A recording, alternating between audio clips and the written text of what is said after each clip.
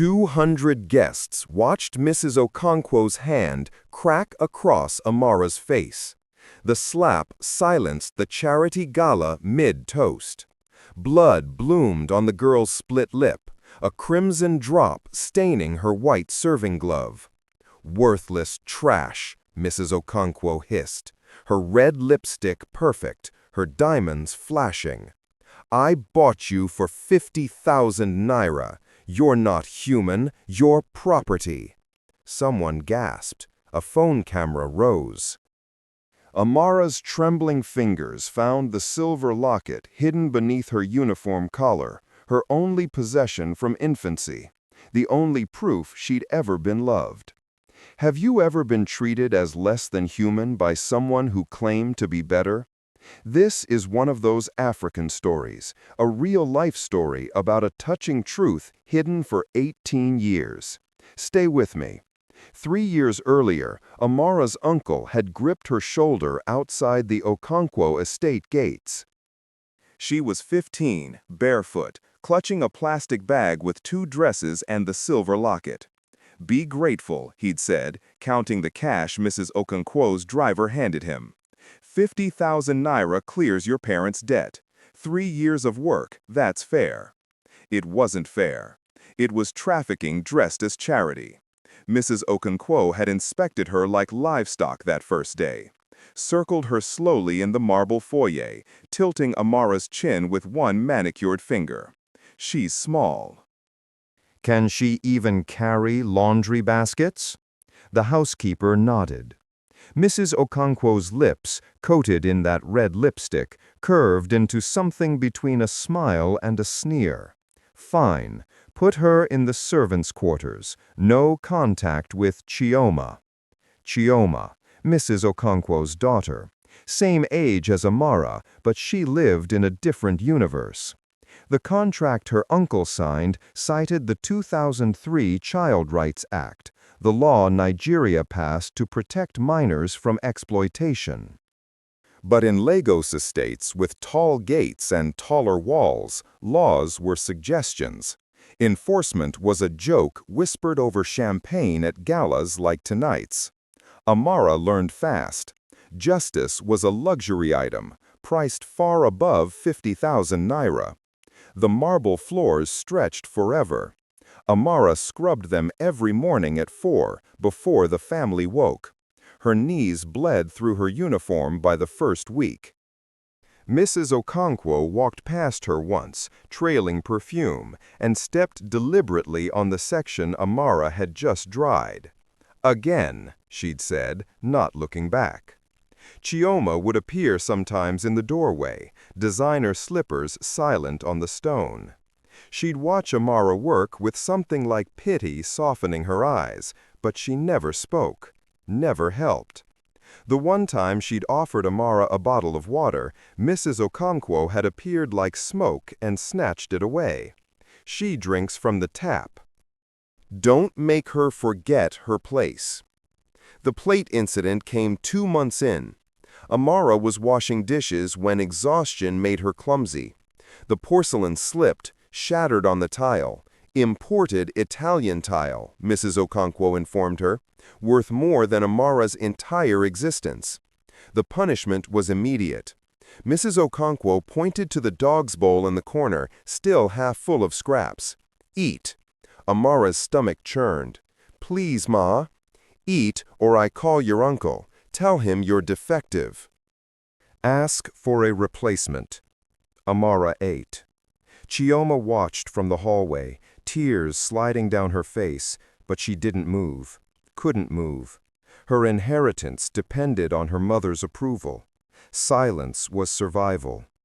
Mrs. Okonkwo reapplied her red lipstick afterward, checking her reflection in the kitchen's stainless steel. Armor restored, power reaffirmed. The irony wasn't lost on Amara.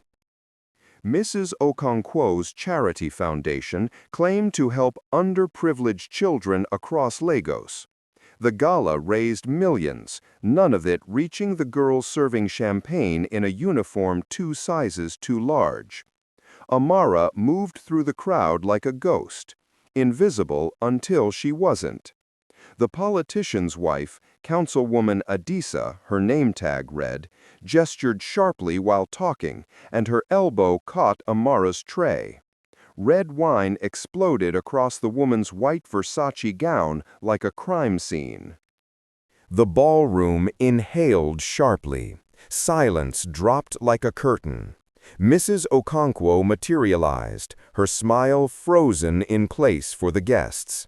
She gripped Amara's arm hard enough to bruise. "Kneel." "Mrs. Okonkwo, it was an accident," Councilwoman Adisa began. "She needs to learn." Mrs. Okonkwo's voice was silk over steel. She shoved Amara down. The girl's knees cracked against marble. "Apologize. Properly." 200 phones were recording now. 200 witnesses doing nothing. Amara's voice came out small. "I'm sorry." Louder. "I'm sorry." Mrs. Okonkwo leaned down, her breath hot on Amara's ear. "This is why people like you stay poor. No discipline, no worth." She straightened, addressing the crowd with a practiced laugh. "Forgive her, we're still training her." Training, like an animal. But as Mrs. Okonkwo pulled Amara to her feet, something strange happened. Her hand brushed the silver locket that had slipped free from Amara's collar. Mrs. Okonkwo's fingers trembled. Just for a second. Her eyes locked on the locket with an expression Amara couldn't name. Recognition? Fear? Then the mask snapped back into place. She turned away, reapplying her red lipstick with shaking hands.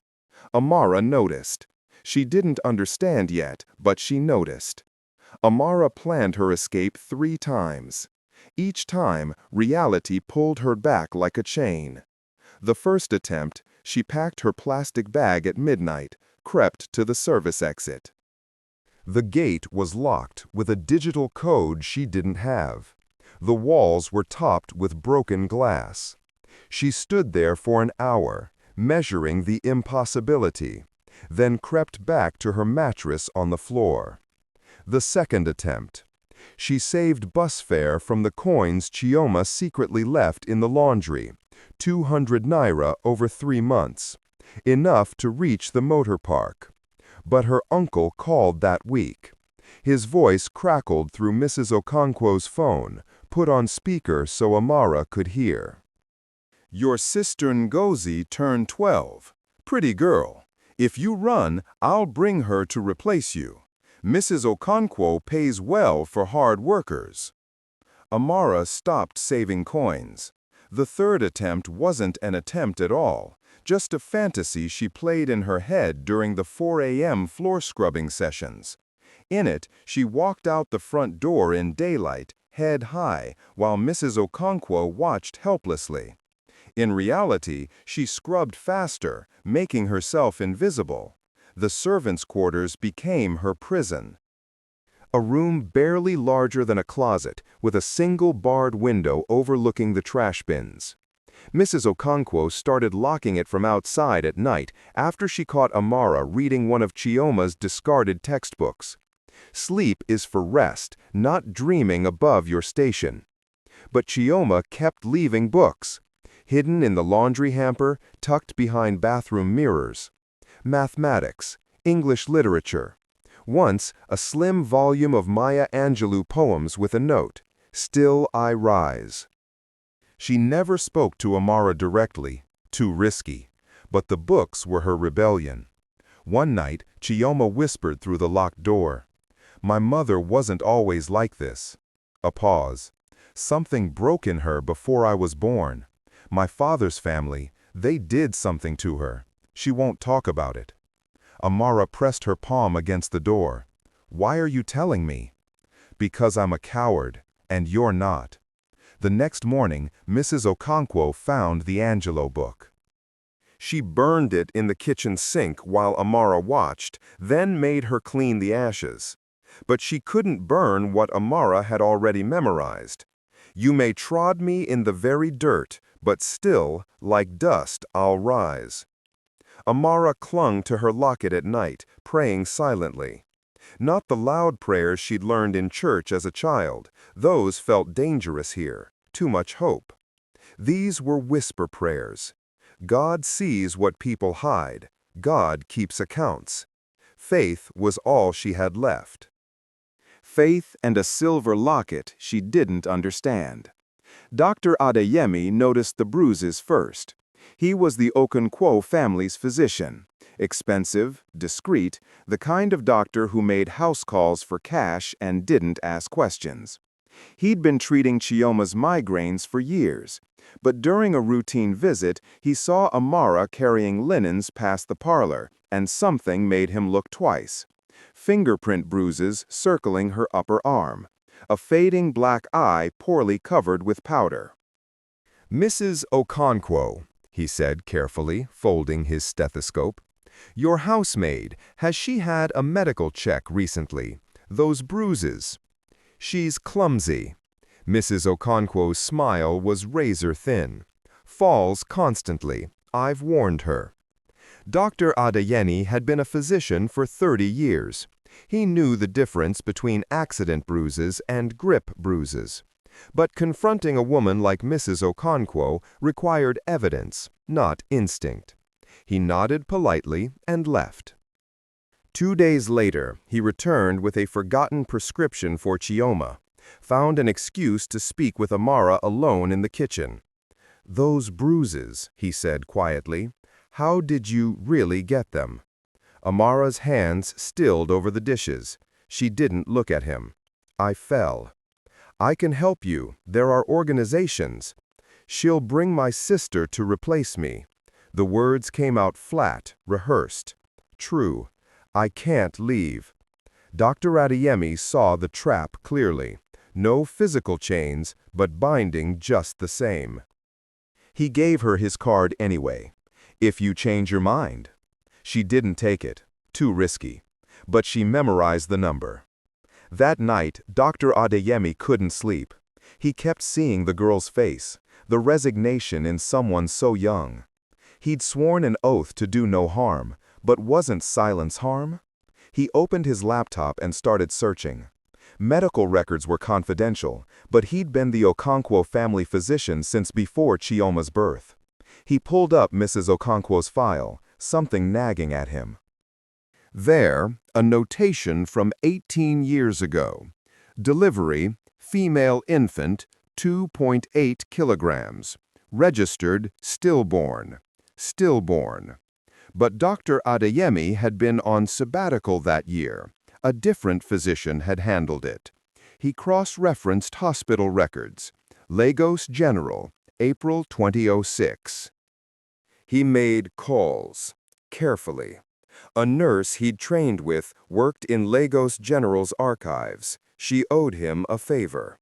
3 days later, she sent him a scanned file. The baby hadn't been stillborn. The baby had been taken from the delivery room by Mrs. Okonkwo's then-husband, now deceased, and the hospital had registered it as deceased per the family's instruction. Legal? Barely. Ethical? Not remotely. But the file included a detail that made Dr. Adeyemi's hands shake. Infant presented with distinctive birthmark, left shoulder blade. Silver locket placed with infant per mother's request before removal. He thought of Amara, the locket she wore. He needed to be sure. The next house call, he asked to use the bathroom. Detoured past the servants' quarters. Found Amara's hairbrush on the small plastic shelf, 3 strands of hair caught in the bristles. He pocketed them. Sent them to a private lab he trusted. Requested a DNA comparison with a sample he already had on file, Mrs. Okonkwo's, from a routine blood panel 2 years prior. The lab took 7 days. 7 days of Dr. Adeyemi pretending everything was normal while carrying a secret that could detonate a family. Amara started documenting everything. She didn't have a phone, couldn't risk asking Chioma for one. But she had something better. A memory sharpened by survival. She memorized dates, Times. Exact words. March 14. Mrs. O locked me in quarters for 18 hours without food. Said I stole a mango from the kitchen. The mango was rotten. March 29. Chioma's birthday party. Mrs. O made me serve guests in a uniform that said staff in letters across the back. Her friends laughed.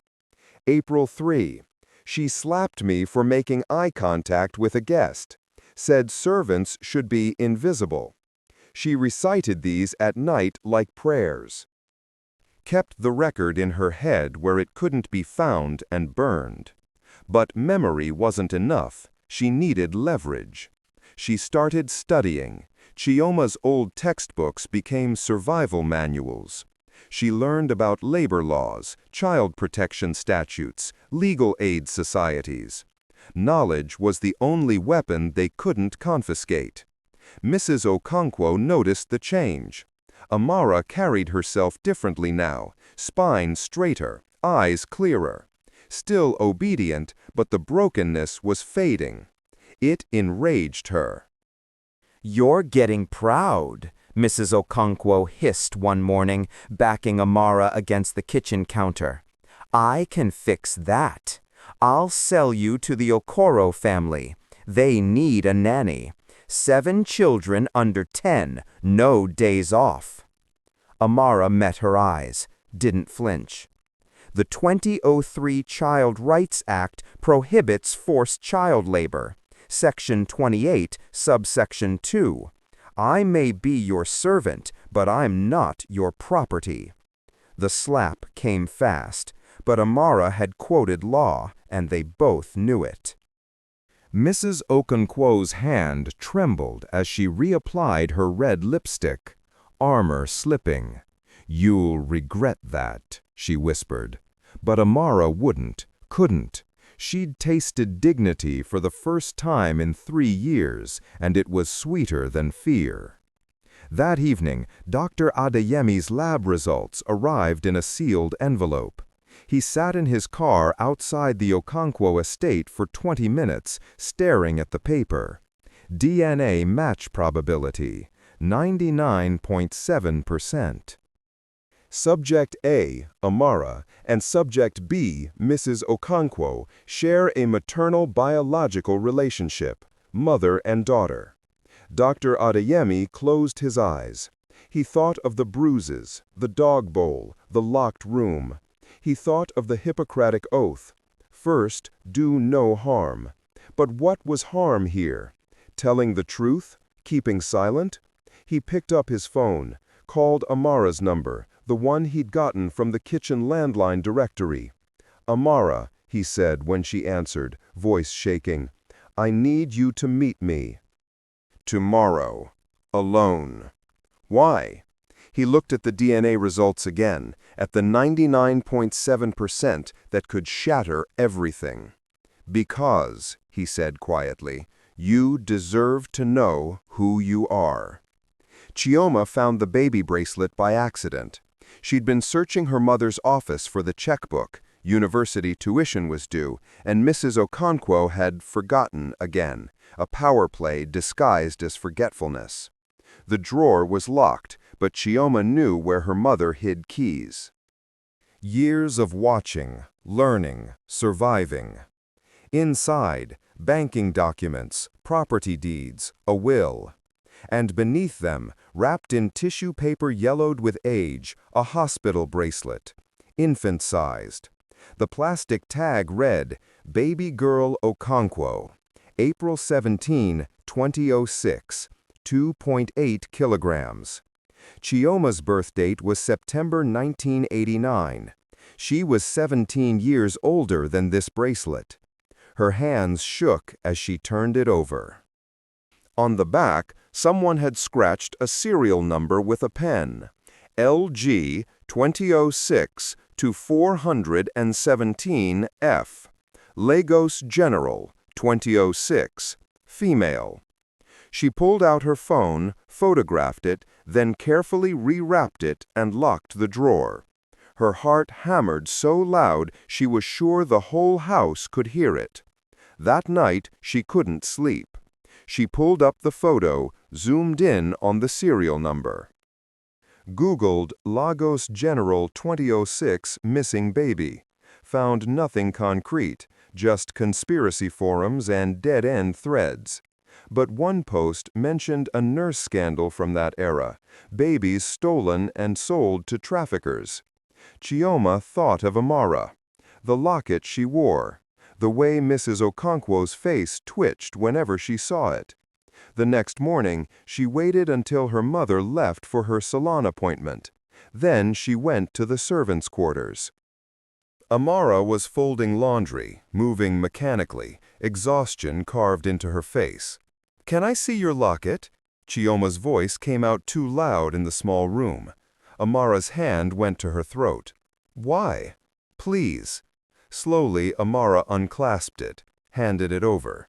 Chioma opened the silver oval. Inside, a tiny photograph so faded she could barely make out features.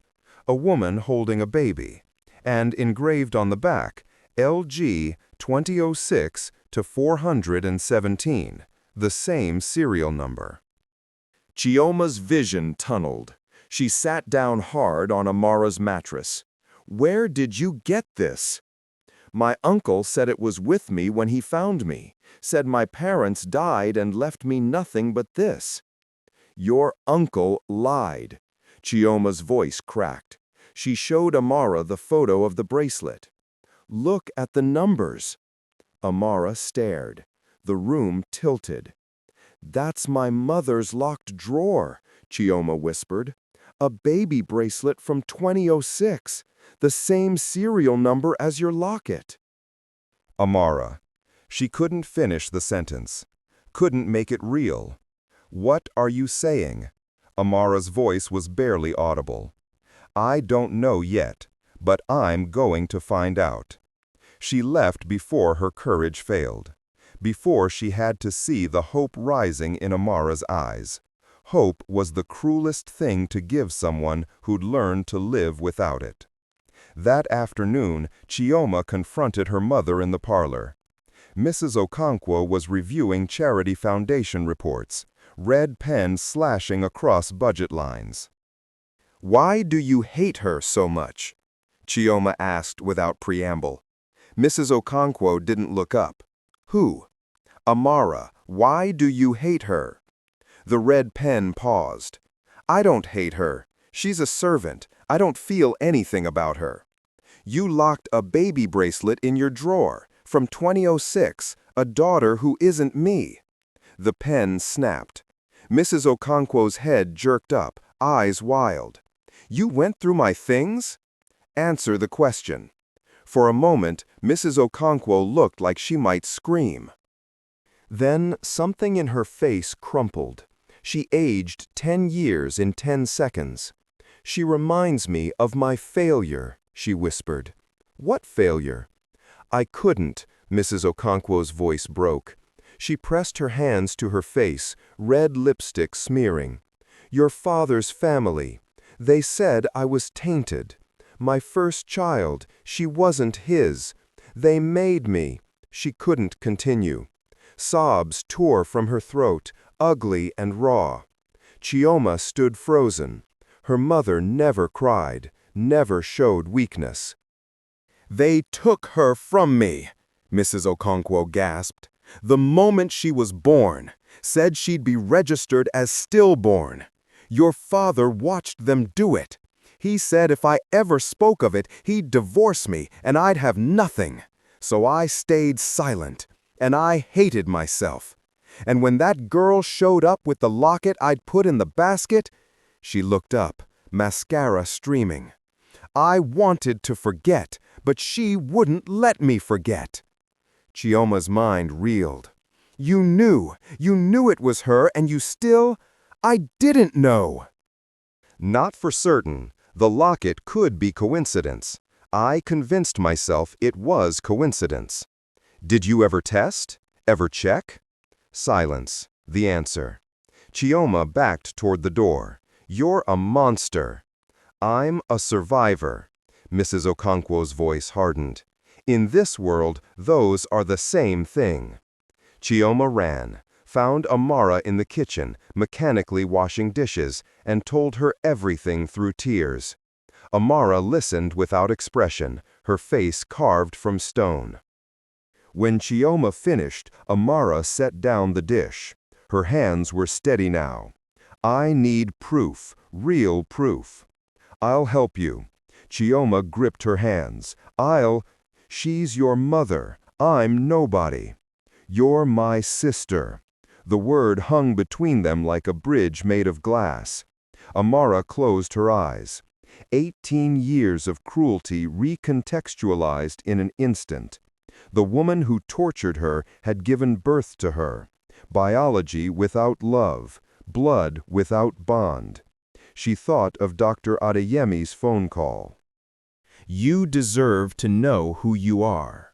Maybe she was about to find out. Dr. Adeyemi met Amara at a cafe 3 blocks from the estate. Chioma had created the opportunity, told her mother Amara was picking up dry cleaning, bought her 1 hour of freedom. Amara arrived 5 minutes early, sat with her back to the wall, hands clutching a cup of tea she didn't drink. When Dr. Adeyemi slid into the seat across from her, she saw the manila envelope and knew. I need to tell you something, he began. And I need you to stay calm. I don't do calm anymore. Her voice was flat, empty. He opened the envelope, slid the paper across. I ran a DNA test, your hair sample against Mrs. Okonkwo's blood sample from her last physical. Amara stared at the numbers. 99.7%. Maternal match. The cafe noise faded to static. She read it again, then again. The numbers didn't change. You're her biological daughter, Dr. Adeyemi said gently. I pulled hospital records from Lagos General, April 2006. Mrs. Okonkwo gave birth to a baby girl, registered as stillborn per family instruction. But the baby wasn't dead. The baby was you. How? The word came out strangled. Your mother, Mrs. Okonkwo, had an affair. Her husband's family considered you illegitimate. They forced her to give you up to preserve family purity. A corrupt nurse sold you to child traffickers. That's how you ended up with your uncle. Amara's vision blurred. She pressed her palms flat on the table, anchoring herself to something solid. She knew? When I came to work there, she knew? I don't think so, not consciously. But the locket, she must have recognized it on some level. Cognitive dissonance. She wanted to forget, so she convinced herself you were just another servant. She made me eat from the dog bowl. Amara's voice cracked. She locked me in rooms. She sold me for 50,000 Naira, and I'm her daughter. Dr. Adeyemi reached for her hand, but she pulled away. Touch felt impossible right now. Everything felt impossible. What do I do? She whispered. That's your choice. You could report this to authorities. Child trafficking, forced labor. The 2003 Child Rights Act has provisions. Or what? Or you confront her, privately, get closure, and leave. Amara laughed, a broken sound. Leave to where? I have no money, no home. My uncle will sell my sister if I disappear. I'll help you. I have connections, shelters, legal aid. You don't have to go back there. She looked at the DNA results again. 99.7%. Not 100%, but close enough to rewrite her entire existence. The woman who gave birth to her had spent 3 years erasing her humanity. And now Amara had proof. Proof that she mattered. Proof that she was real. Does she know you tested me? Amara asked. Number, good. Amara folded the paper carefully, slid it back into the envelope. Don't tell her, not yet. Amara. I need to think.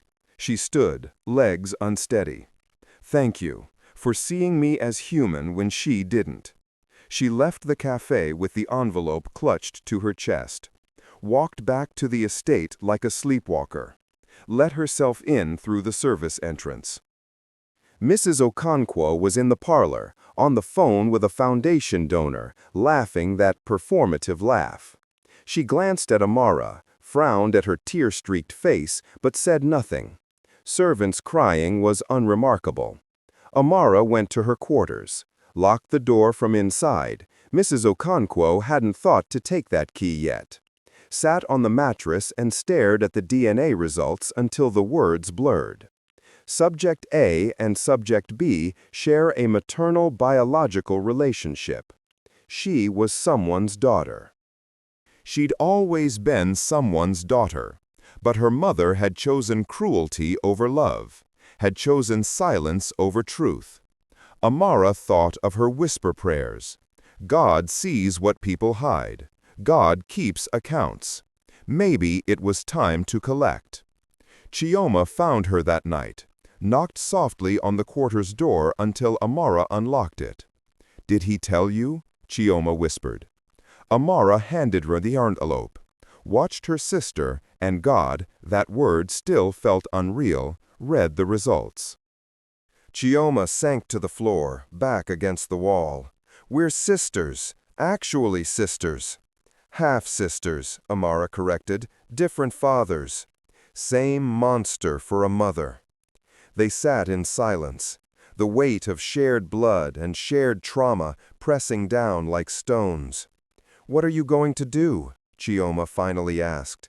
I don't know. Amara pulled her knees to her chest. Part of me wants to run, disappear, let her keep thinking I'm nobody. You're not nobody. Part of me wants to scream it in her face. Make her look at what she did. She won't care. You saw her today. She cried about her failure, not about you. It's always about her. Amara knew that was true, had known it for 3 years. But something had shifted. Before, she'd been powerless. Now she had proof, evidence, leverage. Your engagement party, Amara said slowly. It's in 2 weeks. I'm not having an engagement party. I broke it off with Efe last month. He was, Chioma shrugged, like our mother. All image, no substance. But she doesn't know you broke it off. I haven't told her yet. She's been so obsessed with planning it. Don't tell her. Amara's eyes sharpened. Let her throw the party. Why? Because I want witnesses. Amara stood, pacing the tiny room. She humiliated me in front of 200 people at that gala, made me kneel, called me worthless, and everyone watched and did nothing. Amara. She needs to face the truth publicly. The same way she destroyed me publicly. Chioma stood, gripping Amara's shoulders. That's dangerous. She could. What, hurt me more than she already has? Amara laughed bitterly. I've eaten from dog bowls. I've been locked in rooms. I've been sold twice. What's left to fear? She could take everything from you. She already did, 18 years ago, Amara's voice steadied. But I'm taking it back. My name, my truth, my dignity. Chioma searched her face. Saw something she'd never seen before. Not resignation, not survival. Revolution. Okay, Chioma whispered. I'll help you, but we need a plan. They planned until dawn. Dr. Adeyemi would attend the party as Chioma's guest. He'd bring the DNA results, the hospital records, everything. Amara would work the party as usual. Mrs. Okonkwo would insist on it. And at the right moment, when the crowd was largest and the cameras were rolling, they'd detonate the truth. 2 weeks. 14 days to prepare for the reckoning. Amara touched her locket. The serial number that matched her mother's locked drawer. The proof she'd been loved once, even if only for a moment. Still I Rise, Maya Angelou had written. Chioma had given her that poem, her sister. Amara had been rising for 3 years without knowing it, scrubbing floors at 4 a.m., memorizing laws, refusing to break. Now she'd rise in public, and her mother would watch. The Okonkwo estate transformed into a palace of lies. White silk draped from the ceiling like clouds. Orchids imported from Thailand filled crystal vases. A string quartet played Vivaldi while waiters circulated with champagne that cost more than Amara's uncle had sold her for. 300 guests. Politicians, society wives, influencers, business moguls. More phones than people. Everyone performing wealth, performing status, performing perfection. Mrs. Okonkwo wore emerald green and that red lipstick, her armor polished to blinding. She moved through the crowd like a queen, accepting compliments on her daughter's upcoming marriage to Efe, a marriage Chioma had canceled, but Mrs. Okonkwo refused to acknowledge. Reality bent to her will, or else. Amara wore the staff uniform, black dress, white apron, the word staff embroidered across the back in letters large enough to be read from across the ballroom. Mrs. Okonkwo had designed it herself. Branding, ownership, a reminder to everyone where Amara belonged. Below, Amara carried trays of champagne through the crowd, invisible again. Guests took glasses without looking at her face. She could have been furniture. She'd learned to move like furniture, smooth, silent, unobtrusive. But tonight, she saw everything. Councilwoman Adisa, the woman whose dress Amara had stained with wine.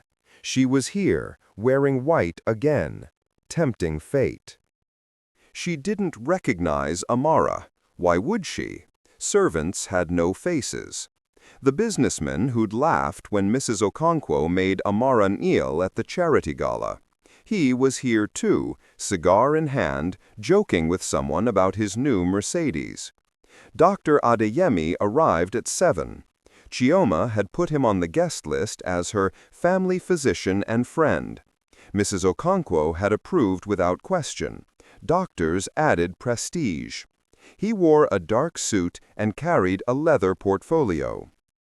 Inside, DNA results, hospital records, testimony, evidence. He caught Amara's eye across the room, nodded once. She nodded back. Chioma descended the main staircase at 7:30. She wore champagne silk and looked miserable. Her fiancé, Efe, wasn't there. Officially delayed by business in Abuja. Unofficially dumped weeks ago. But Mrs. Okonkwo had spun the narrative. He's so dedicated to his career, that's why Chioma loves him.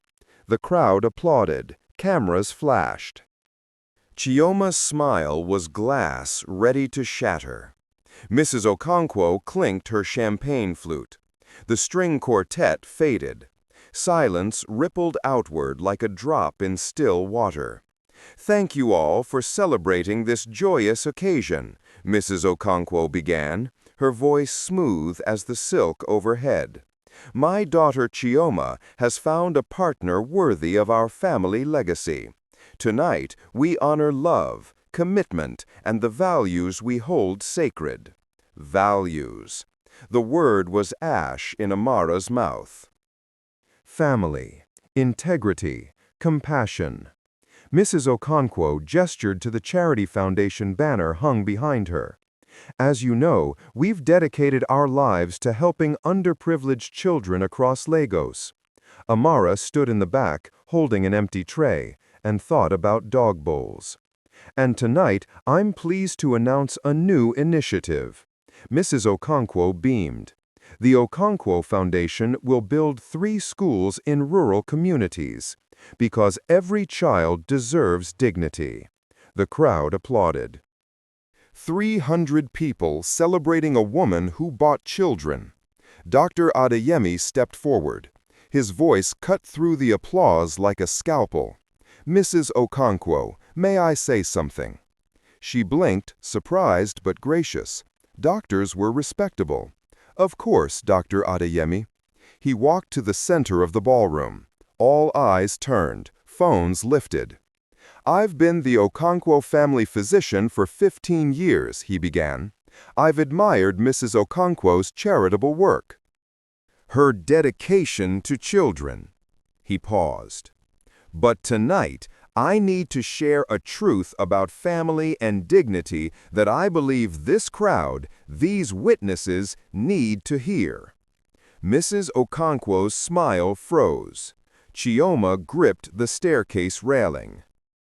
18 years ago, Dr. Adeyemi continued, a baby girl was born at Lagos General Hospital. She was registered as stillborn, per family instruction, but she wasn't dead. She was taken, sold, trafficked. Gasps rippled through the crowd. Mrs. Okonkwo's face drained of color. "That baby is here tonight." 300 heads turned, scanning faces, searching. Dr. Adeyemi looked directly at Amara. "Her name is Amara." The crowd's gaze followed. Landed on the girl in the staff uniform holding an empty tray. Silence detonated like a bomb. Amara set down the tray. Her hands were steady. She'd practiced this moment in her head 1,000 times. She walked forward, slowly, every step deliberate. The crowd parted like she was diseased. Mrs. Okonkwo found her voice.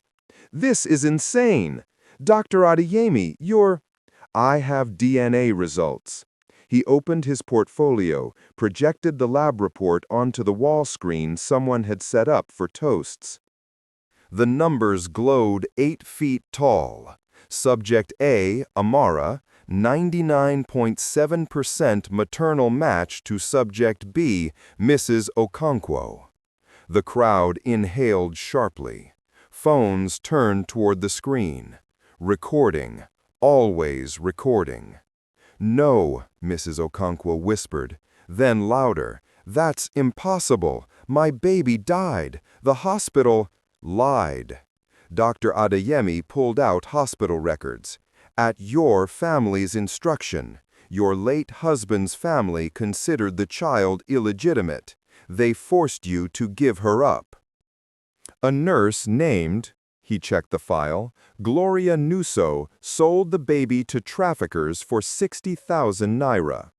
Amara spoke for the first time.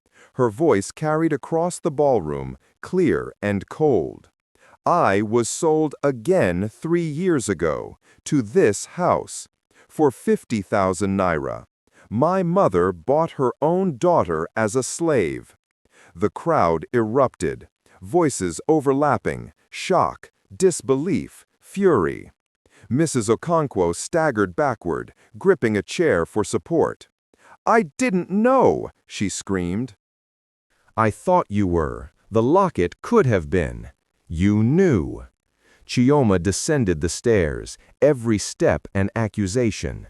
"You told me yourself. She reminded you of your failure. You saw the locket, and you knew, but you convinced yourself it was coincidence because knowing would mean admitting what you'd done. Chioma, please." "You made her eat from the dog bowl." Chioma's voice broke. "You locked her in rooms. You slapped her in front of 200 people and called her worthless." She turned to the crowd. "My mother runs a charity for underprivileged children while torturing her own daughter. Tell me how that's not evil." Someone in the crowd started crying. Councilwoman Adisa covered her mouth, recognizing Amara now, the girl whose face she hadn't looked at when wine stained her dress. Mrs. Okonkwo's red lipstick was smeared. Her emerald dress suddenly looked garish instead of elegant. She reached for Amara with trembling hands. "I'm sorry. I couldn't." Amara stepped back. "Don't touch me. Please, let me explain." "Explain what?" Amara's voice was steel.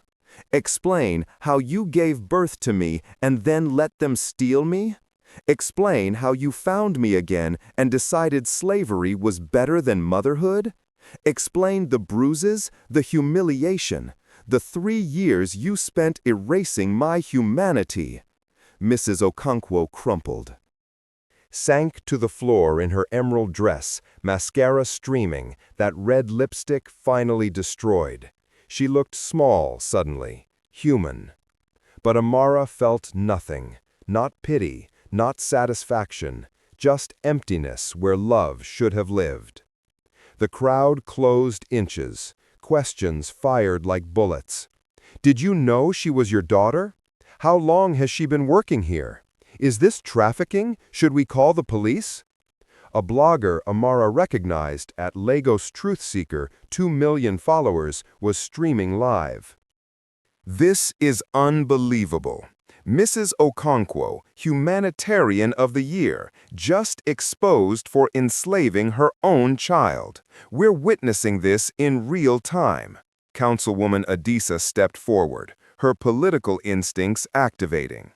"Mrs. Okonkwo, is this true? Have you violated the 2003 Child Rights Act?" I didn't know." Mrs. Okonkwo's voice was rubble. "Ignorance isn't a defense." Adisa pulled out her phone. "I'm calling the Lagos State Child Protection Services." And the police. Dr. Adeyemi handed Amara a microphone someone had passed forward. She held it, feeling its weight. Power. Voice.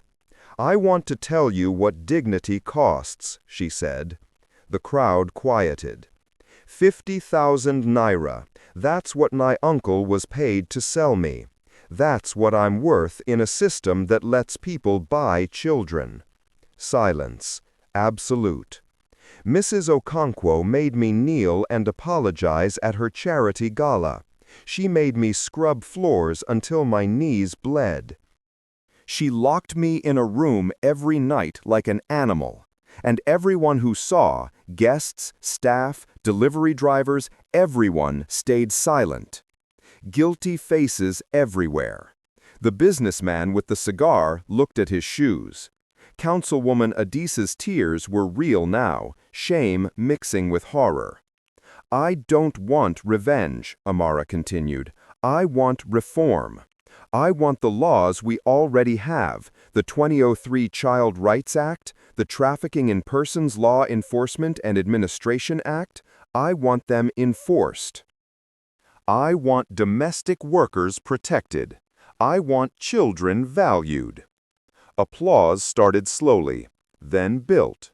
300 people clapping for the girl they'd ignored. But Amara wasn't finished. She walked to Mrs. Okonkwo, still collapsed on the floor, knelt down to eye level. "You gave me away to save your reputation. You found me again and bought me to ease your guilt. But I'm not your redemption. I'm not your second chance." Mrs. Okonkwo sobbed. "I'm sorry. I'm so sorry." "I know." Amara stood. Removed her staff apron. Let it fall to the floor. "But sorry doesn't give me back 18 years. She turned to Chioma, her sister. "I'm leaving now." Chioma grabbed her hand. "I'm coming with you." "You don't have to." "Yes, I do." Chioma looked at their mother, broken on the ballroom floor. "She chose her reputation over you twice. I'm choosing you." They walked toward the door together. The crowd parted. Dr. Adeyemi followed, portfolio under his arm. Behind them, Mrs. Okonkwo's sobs echoed off marble and silk. The society wives whispered. The phones kept recording. The blogger's stream hit 50,000 live viewers. And Amara, daughter, survivor, free, walked out of her mother's house with her head high and her locket still around her neck. Outside, the Lagos night was warm. Somewhere, life stories were being written. African stories, real-life stories, touching stories of women who refused to stay broken. Amara was one of them now. Dr. Adeyemi's house became a safe harbor. Amara slept 14 hours the first night. When she woke, sunlight streamed through curtains she could open herself. No locks, no screaming at 4 a.m. Freedom felt like drowning in reverse. Chioma was scrolling news coverage. The story had exploded. Humanitarian exposed for enslaving own daughter. At Lagos Truth Seekers livestream, 2.3 million views. Lagos Child Protection Services wants your statement, Chioma said. They're building a case. Against her? Against everyone. Your uncle, the nurse, Mrs. Okonkwo. Amara thought about her mother in prison. Orange uniform instead of emerald silk. She felt nothing. I don't want her imprisoned, Amara said. I want her living with what she did. That's worse. They went to Child Protection Services that afternoon. Amara recited facts, dates, times, exact words. The dog bowl, the locked room, 50,000 Naira. Mrs. Badmus recorded everything. You're the bravest girl I've met. I'm not brave, I just didn't die. That's what bravery is. The uncle was arrested within 48 hours, 12 other children found in his care. The nurse had fled to Benin City. Mrs. Okonkwo faced 7 years maximum for forced child labor and trafficking complicity. But Amara wanted something else. The letter arrived 1 week later. Cream envelope, expensive paper, shaky handwriting. Amara, I don't expect forgiveness. I was 23 when I got pregnant with you. Your father was a musician, brilliant, poor, everything my husband's family hated. They forced me to give you away. I chose survival over you. When you arrived at my house 3 years ago, I saw the locket and knew.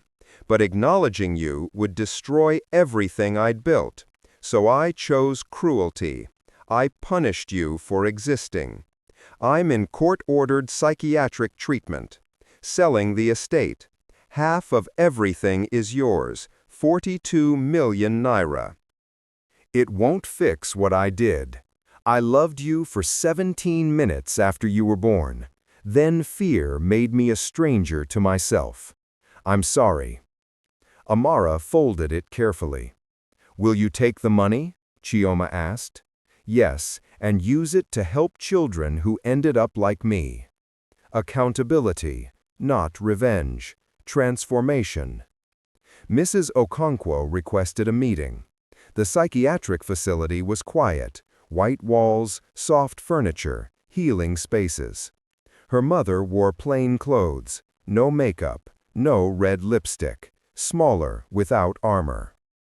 Thank you for coming, Mrs. Okonkwo said. Amara said nothing. I signed the estate papers. 42 million Naira transfers in 60 days. Mrs. Okonkwo's voice cracked. I don't want forgiveness. But I need you to know I see you now, as my daughter. I'm sorry it took public humiliation. Amara leaned forward. I forgive you. Relief flooded her mother's face. But I forgive you for me, not you. Amara stood. Hate would poison me. I won't give you another second of control. I understand. I forgive you because grace stops cycles. Someone has to break the pattern. She moved toward the door. But I'll never call you mother. You gave birth to me, that's biology. Motherhood is earned through love. Mrs. Okonkwo nodded, tears streaming. The money I'm getting? I'm starting a foundation for domestic workers, children in forced labor, people the law forgot. Amara met her eyes. I'm doing what you pretended to do. She walked out. Outside, Dr. Adeyemi waited. How do you feel? Free. Forgiveness didn't mean reconciliation, didn't mean trust. It meant releasing the weight, refusing to let cruelty define her. She touched her locket. LG 2006 to 417F, proof of her beginning. But she was writing her own ending now. 2 years later, Amara stood at a university podium wearing a graduation gown. Bachelor's degree in social work sponsored by Dr. Adeyemi. The silver locket still hung around her neck, no longer a mystery, now a choice. She worked for the Amara Foundation, named after herself because she'd earned that right. The foundation operated 3 safe houses across Lagos, rescuing children from domestic servitude. Real enforcement of the 2003 Child Rights Act. Real consequences for traffickers. Chioma ran operations beside her. They'd used Mrs. Okonkwo's 42 million naira to build something their mother never could. Actual change. They'd freed 63 children in 24 months. Prosecuted 17 traffickers. Partnered with Lagos State to create a domestic worker registry and protection protocol. Life stories like theirs became case studies. African stories that legislators cited when pushing for reform. Real-life stories that reminded people justice wasn't optional. Mrs. Okonkwo lived quietly in a small flat in Ikoyi. She volunteered at the foundation anonymously, stuffing envelopes, organizing donations, never interacting with beneficiaries. Amara knew but said nothing. Silent penance was its own prison. The foundation hosted its 2nd annual gala. Not the performative charity of Mrs. Okonkwo's parties, this one was attended by survivors, advocates, lawmakers. Councilwoman Adisa gave the keynote. She'd become an ally, using her political platform to push child protection legislation.